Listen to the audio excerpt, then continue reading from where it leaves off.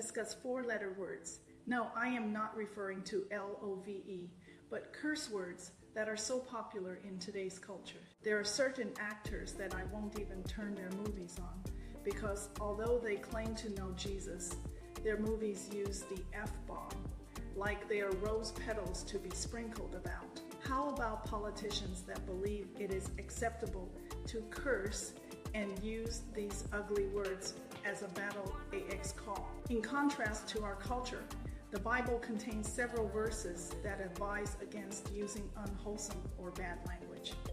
We need to focus instead on words that are constructive and encouraging. The principle of edification, this verse is often cited as the primary instruction on how we should speak. Let no unwholesome word proceed from your mouth, but only such a word as is good for edification, according to the need of the moment, so that it will give grace to those who hear. Ephesians 4:29, eliminating all vile talk. This passage instructs believers to actively put away all forms of destructive language, equating it with other sins. But now you also put them all aside: anger, wrath, malice, slander, and obscene talk from your mouth. Colossians 3:8, avoiding foolish and coarse speech. This verse specifically prohibits coarse, joking, and other types of unhelpful talk, suggesting that thankfulness is a better alternative, and there must be no filthiness and foolish talk or coarse jesting, which are not fitting, but rather giving of thanks. Ephesians 5:4, the source of speech. Jesus taught that what we say comes directly from what is in our hearts. Bad language is a symptom of a deeper issue, for the mouth speaks out of that which fills the heart. Matthew 12:34.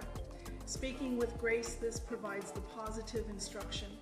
Our words should be both attractive and thoughtful. Let your speech always be with grace, as though seasoned with salt, so that you will know how you should respond to each person. Colossians 4:6, the judgment. For every word, this verse is the most sobering warning about the spiritual accountability for all of your words, good or bad. But I tell you that everyone will have to give account on the day of judgment for every careless word they have spoken. For by your words you will be acquitted, and by your words you will be condemned.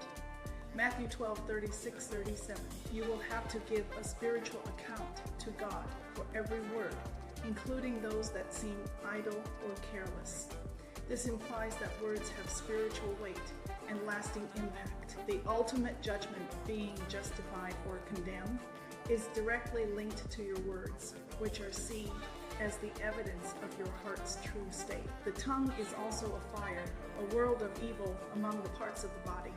It corrupts the whole person, sets the whole course of his life on fire, and is itself set on fire by hell. This verse strongly warns that the tongue has the power to corrupt your entire spiritual life and is tied to a source of unrighteousness. James 3:6. These passages demonstrate that the choice of words is a spiritual issue with eternal consequences, not just a matter of manners.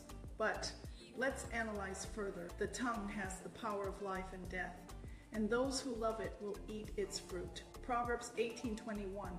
This verse is one of the most powerful statements in the Bible regarding the importance of our speech. Life and death are in the power of the tongue. This means your words are not neutral. They can be used to build up, giving life, encouragement, comfort, truth, and hope, or to tear down, bringing death, discouragement, slander, destruction, and despair. This applies both to how you affect others and how you affect yourself.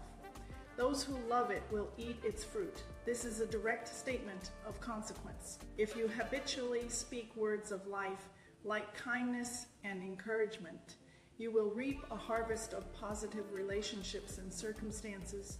Eat its fruit. If you habitually speak words of death, like criticism, lying, or bad language, you will ultimately suffer the negative consequences of that destructive speech. It is so easy to use the wrong words. So please memorize some of the verses above and ask the Holy Spirit to help you clean your heart and your tongue, that blessings will abound in your life.